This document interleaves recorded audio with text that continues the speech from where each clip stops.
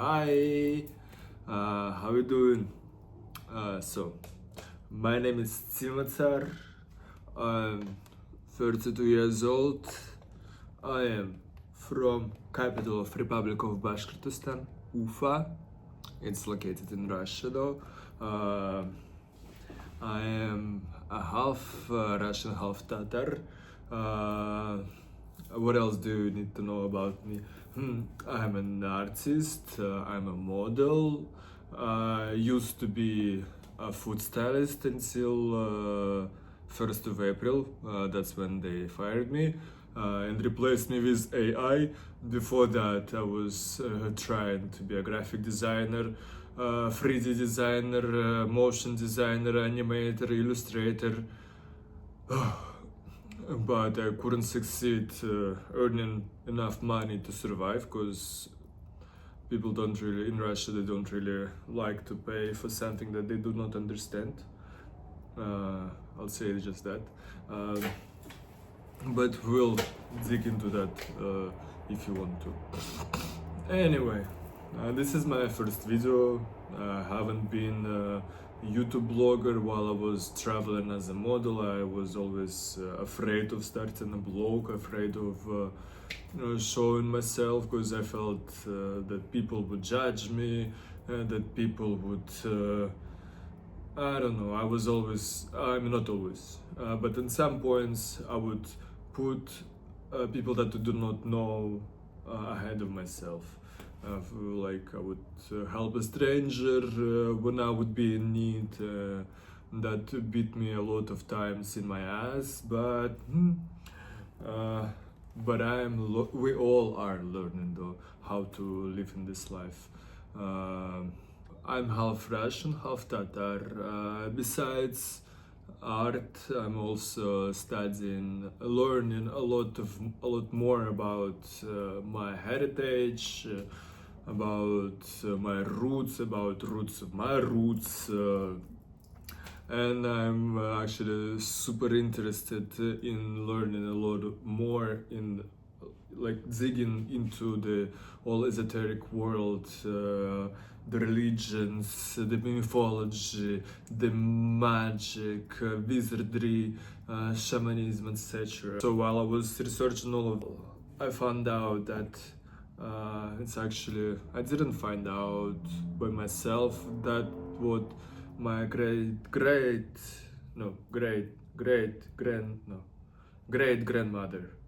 great grandmother told to my uncle before she passed away. We didn't spoke to each other because I still don't know Tatar language, and all she could speak was Tatar. And my uncle was the only one who could speak Tatar. So if you're familiar with whatever the fuck was and still is going on in Russia, there were like a lot of forbidden topics to talk about. So like sharing family information would be also a little bit of dangerous because Stalin was a paranoid freak, similar to his friend. So that's why my great grandmother had to hide information about our ancestor, and before she passed, it was already 2000s. She told to my uncle that that our bloodline started at a person about whom there are legends. He's kind of like a prototype of Robin Hood. So my ancestor was a dangerous person who had stolen a lot of money from rich people, and that he would get all this money, like how the people say that he would get all this money back to the regular people, to the regular folks. So he would terrorize the rich and get the money to the poor. And after some time, he got tired of robbery, etc. He wanted to live his life simple and happy, and he wanted to settle down. So he went to the priest and explained to him his ideas, how he was living his life, and the priest told him that his sins are great, but there is one option how he could like release them, how he could start over. There is an old oak tree, and he had to cut it down. He was trying a day, 2 days, a week, 3 weeks, a long time he was trying to cut it down, but the tree was so big and it was so exhausting for him to work on it. One day, a nobleman was passing by in his chariot. He stopped and asked Koyar, "What the fuck are you doing, dude?" And he said, "Yo, bro, you see that tree? I gotta cut it down. All my sins will not be forgotten." And that guy was like, "Dude, that's a lot. You gotta call I can call my slaves and they would cut it for you. Oh, you know what I do to them? I actually love to beat the shit out of them. I like to cut them in pieces. I like to put them in chains, etc. Like I love doing this. All the shitty shit that you can imagine to them." So my ancestor was like, "Dude, that's fucked up." That's not okay. And the fact that you are talking like this about the fact that you're enslaving people and that you are treating them like shit is even worse. So he cut his head off, that nobleman's head off. And after he killed dude, the tree fell down and all his sins were forgotten. So I think that is beautiful. I think I believe that people should be treated respectfully, no matter the position of the job title, no matter how much money they have. Everyone deserves respect. Everyone deserves to be treated as well as anybody else. There is nobody coming to this world who is more privileged than anyone else, like by the birthright. Okay, in social constructs, yes, I'm not a stupid person who is ignoring reality, but I believe that it's supposed to be different, and I wish it will be different again, because I believe that in many societies from ancient times, people would treat people in a different way due to the philosophy, due to the religion. Now, I'm not talking about Europeans, because we all know how Europeans were, and all that jokery on the antique world of ancient Greece and Rome is like, dude, we like those columns, those architectures, like in the ancient times, they're like built like all across the earth. Most of the things you try to explain through a religion of those two exact nations, but I don't believe that my ancestors were Greek or Roman. Why the fuck do I have to like build all my life based on their philosophy? Because their philosophy clearly wasn't good, because all of they did is colonized world people. Like they've stolen a lot of money. They built the empire on the shit that is no good. And about my people, they're actually completely different stories. So like Europeans, they didn't like that somebody fucked them over, so they called Genghis Khan a raper, etc.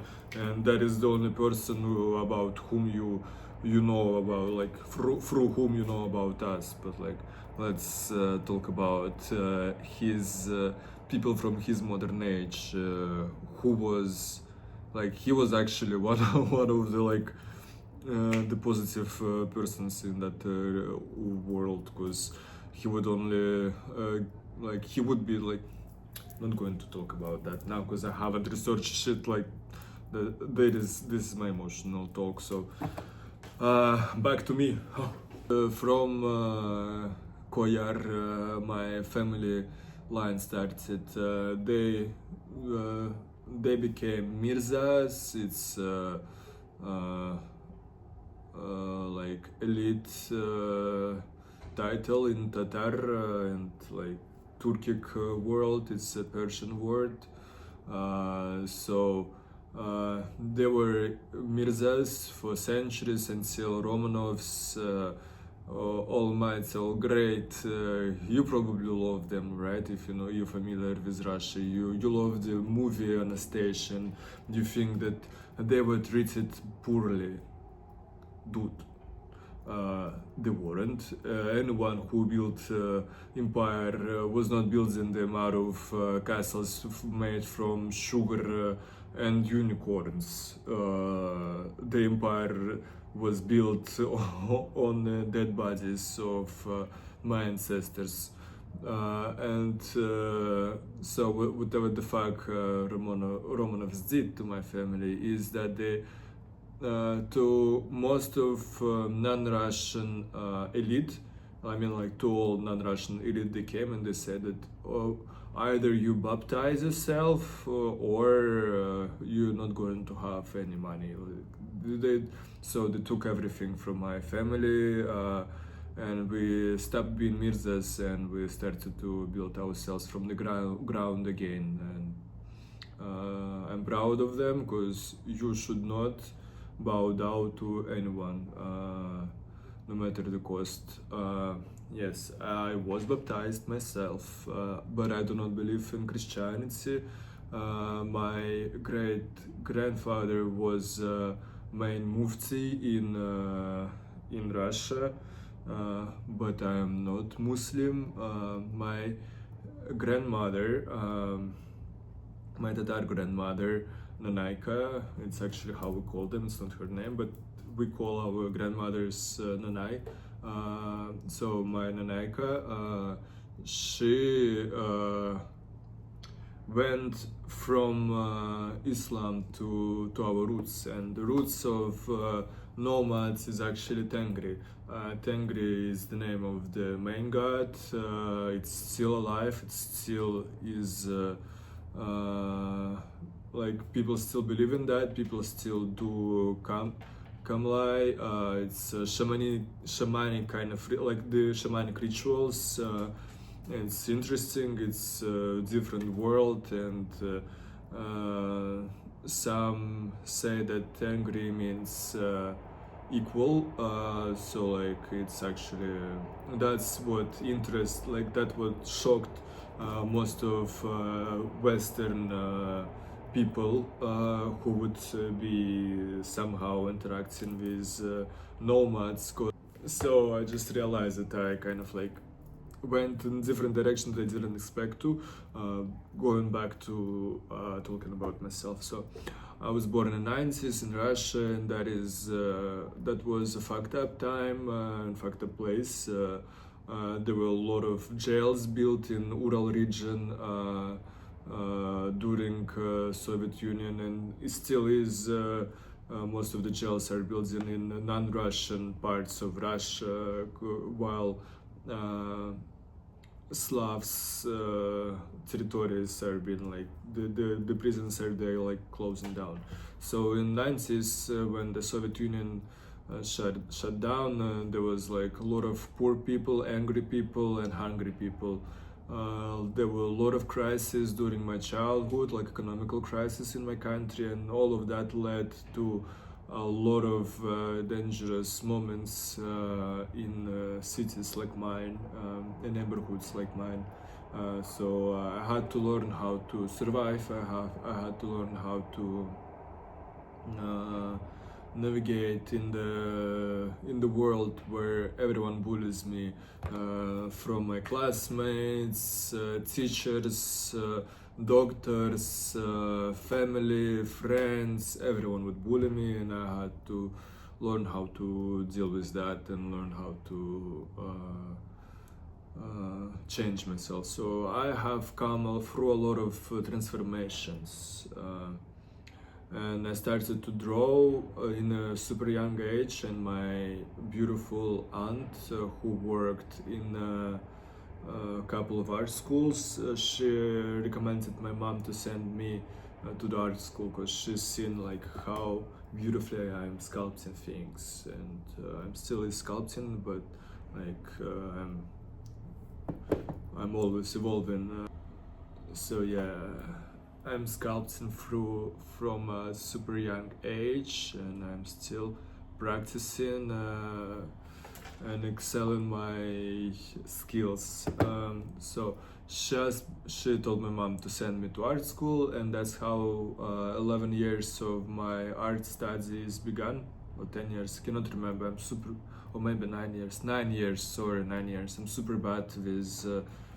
Years actually. I'm super good in mathematics, but I'm super bad in calendar stuff. Still like hard for me to know what kind of day today is and etc. Living out of time actually. So I started modeling in my city when I was 16, so like 16 years ago. But I started to travel the world when I was 18. I went to Singapore, Tokyo, and traveled through lots of countries until 2023 is when I had to go back to Russia. No, actually, I was always going in and out, like traveling around until 20s. 20s fucked everything up, but before that I had a couple of more fucked up situations. My family wasn't ideal.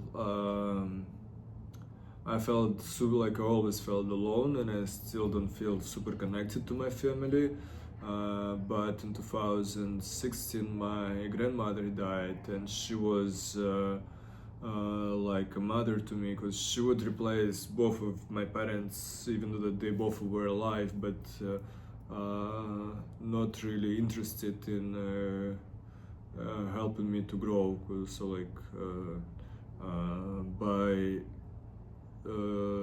my year, like when I was 12, I was already living alone with my grandmother, and I used to have brother, father, and mother. I haven't moved anywhere; they moved out. I stayed alone with my grandmother, and she passed away. That fucked me up a lot because she was the only one who I would, at that moment, who I would be willingly call a mother, but I wouldn't, because I didn't want to hurt my mother's feelings. So we are good with my mother now. We are good with my father. Just like I had like there's a lot of stuff happened in our lives. I'm not holding any grudges to anybody, like at all. So. Yeah, and that time when my grandmother passed away, I started to draw because it was unbearable. I started to draw again, as I haven't told you. You know, in my third grade in already arts college, the group of teachers when they would give us the marking, like not judge, but like, you know, like tell us what kind of grades we have for the artwork that we have done. They criticized me a lot when obviously I was actually good. It's hard for me due to my deficient narcissism to say that I have done something good. I'm learning a lot about myself actually. So like they criticized me enough for me to stop drawing for next 6 years, I guess, maybe 5, but with the time. They criticized me, and I haven't drawn for a long time. Then after my grandmother died, I started to draw again, and since that I haven't stopped. I'm still like, I had to relearn everything that I've learned in art school and art college, because the kind of education that we have in Russia. Maybe now it's different, but back then it was still all based on USSR kind of mindset, and there was only one way of drawing. You cannot go right, you cannot go left. They would fuck you over, like fuck you up a lot. So like it's super strict. Art is super strict in Russia, still is. That's why, from what I've seen in modern art markets, I'm not super. I cannot call myself a fan of that. What I've seen. So, yeah, the same year when my grandmother passed away, I trimmed my hair. I had beautiful hair, but I had to trim it because I wanted to quit modeling, and I wanted to quit everything. I wanted to start over because it was super traumatizing for me. The fact that my grandmother died, it was a lot for me to handle. I kind of handled it. But I haven't left modeling because after I shed my head, my career took over. I started to get more jobs, started to earn more money, and everything started to happen. Like I was thinking that it's crazy. Like how could that be true, that everything is unfolding in this kind of way? But then it didn't go long because I went back to modeling in 2017. And in 2020, coronavirus started, all the borders closed. I had been locked away in a village in Bashkortostan. So it's like super far from everywhere because we're kind of like in the middle of Eurasia. And any time you want to travel, you have to go to Moscow, and from Moscow to travel anywhere else, you're in the middle of the country, but you cannot go there, you cannot go there. You have to go to Moscow, and from Moscow to travel. That would annoy me a lot because Asia is much closer to me than from Moscow, because I am on the border of Europe and Asia, and so like Asia is closer on the border to Asia than from Europe, like. So, yeah, I've tried to leave Russia a lot of times to go to Milan. Succeeded. It was super difficult. I've spent a couple of months trying to go to Milan. I went to Milan, but then it was like still like everything started to fall down. And 2022, I left my model agency because there was enough of good reasons. Like most of the reasons were that in modeling, model is not treated as somebody who has any kind of privilege. Model usually being treated as a cockroach or like a rat or something like that. In some places they treat models better, but in Russia, model is the lowest kind of place you can ever be, because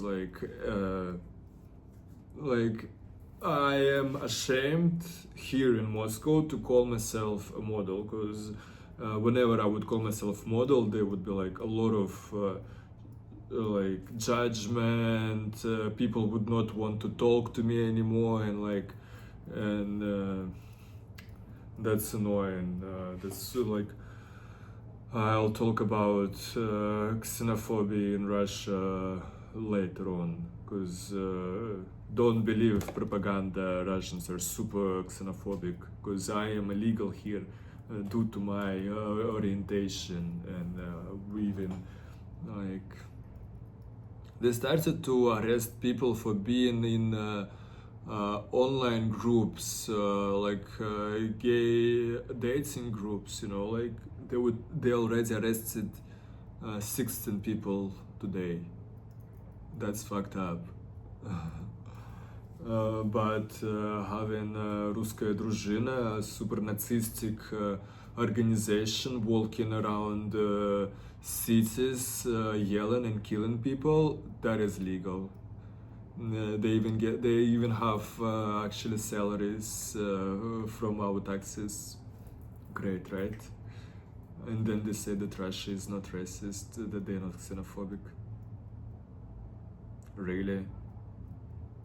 2022, I had a fight with my mother agency because due to for them ignoring me, I've lost a couple of thousands of dollars, and then I had zero. And from contract, I had to go back to my hometown without any money to my family, who would be like telling me all the reasons why I should quit modeling, because you see, modeling does not feed you, modeling is this, modeling is that, there is super bad to be model, you cannot be a model, blah blah blah blah blah blah blah blah blah blah. Like my family was already for like what year it was, 22, right, for 10 years already telling me how I should stop modeling, because modeling is not a profession. It's nothing that you can tell people and they would be proud of you. Like cleaning toilets is much better than modeling. That's how most of models being treated by our families here in Russia. So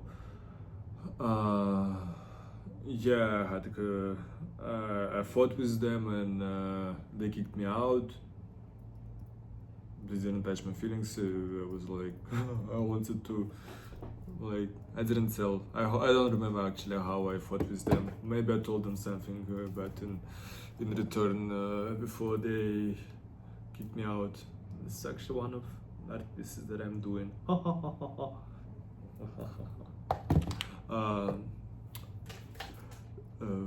Okay, yeah, this one too. So yeah, they kicked me out, and a couple of days later, Russia accelerated war in Ukraine, and I was moneyless, super broke in a village, living alone. That hit me even more because I was already stressed since 2020 due to the coronavirus. And then when war started, and I started to see all those pictures of missiles and everything, like the war is a scary place. And like super big part of my good friends were Ukrainians. So it like fucked me up a lot, and I opened doorway to like 3 years of depressive, super bad depressive episodes, the biggest in my life. I hope I will never have anything close to that. I hope all of my next depressive episodes will be like super easy, because like that was fucked up. I've lost my memory for the whole year. Not like as in dementia or like Alzheimer's. So like the faces would be familiar to me. Sometimes I would remember the name of a person, but that's it. I remembered feelings about people. I remembered my feelings about people. That's it. That's all I remembered. I couldn't remember my life. I couldn't remember anything. And interacting with people actually made it even worse, because anytime I would open up to somebody, because you don't know how that feels when you don't know, you don't remember anything. You would try to have a conversation with somebody, and they tell you something, and you like you don't remember shit. Like you just sit there, like understanding that the all that was in my head is like, first of all, like I don't really have much of emotions. Second of all, how will I knew that I have to like, in order to be respectful, I knew that I had to explain myself to the person I'm talking to, that there is that fact that I cannot remember anything. So like, please be mindful about it. instead of them like in 85%, instead of them being understandable, they would be like, oh, really? You don't remember, right? Mm-hmm. Okay. So how does that feel? Not remembering. Tell me about how that feels. Not remembering. But you smoke weed, right? I knew it. You're like you're a drug addict. That's why you cannot remember anything. You smoked your brains away, and you don't know me, so like I'll tell you at that period of time I would like smoke like most of I would smoke less than American Christians. Like I love weed, but like at that period of time, I would smoke like once a week, блядь, once a month, sometimes once in a year. Okay, sometimes more than I could smoke more than that, but like my maximum at that period was 2 grams of weed in 1 month. Girl, that is not enough to lose the memory. So due to the stupidity, I've lost a lot of friends. By 2019, I had around like 150 friends, and by 2025, I had only one friend. Maybe like, okay, 5 or like 6 friends, something like that. But they're like all around the globe. Yeah, and in 2022, after I had to dig myself out of that depressive episode, and like even though that I couldn't remember anything, and I didn't know much about myself, I found a contract by myself, and I left to Hong Kong. I spent there a couple of months, and moved to Istanbul to live with my best friend. I fell in love with my best friend because we were super close. I felt like there would never be a person as close to me as he is, and he understands me so well, and I know him so well. So I couldn't help myself but to fall in love with him. But when he arrived to Istanbul, he didn't share my feelings. He would yell at me daily. He would criticize me all the fucking time, and he was so bad to me that at the end of the first month, I decided to drop a bomb and tell him that I love him, but we have to that I'm in love with him, but I am not able to go on living with him and like having him around me, because he was giving me shit. He would he is a master of manipulation, so he made him innocent in that conversation, and made me a villain, and started to yell at me. So for the next 2 years, he would not let me go, and I would at some point I already couldn't live without him, because I got addicted to him. But he would use me for money, use me for cooking food. I would cook food for him, buy food for him, pay I was the person who takes care of him like a parent, really. And he at the end would forbid me to talk about my problems. He would forbid me to mention that is difficult for me. He would forbid me to share with him when I have thoughts,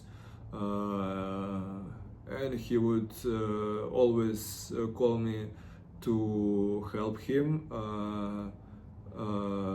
But when I would text him that I need help, he would disappear for a couple of days and then come back to me.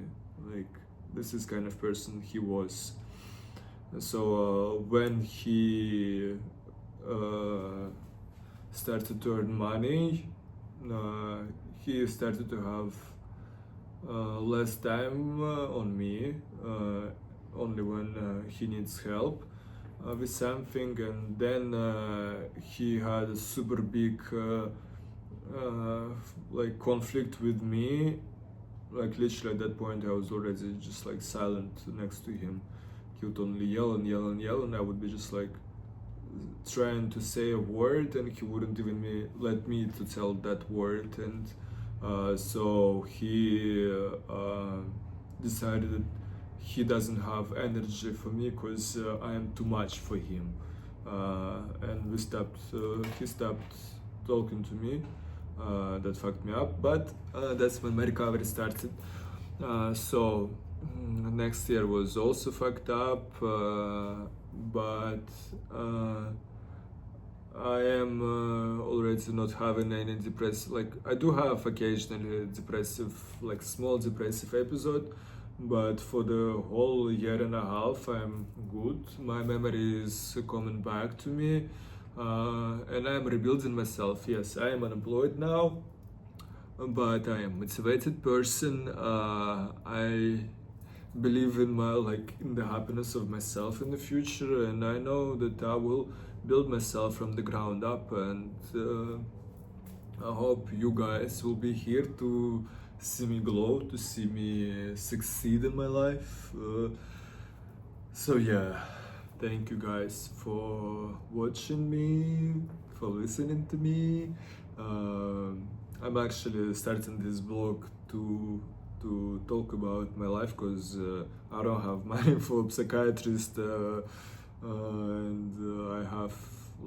I have a need to express myself to somebody, because I don't really have ears who would listen to what I'm saying. But enough about that. Have a good time of the year. And enjoy your life. Thank you.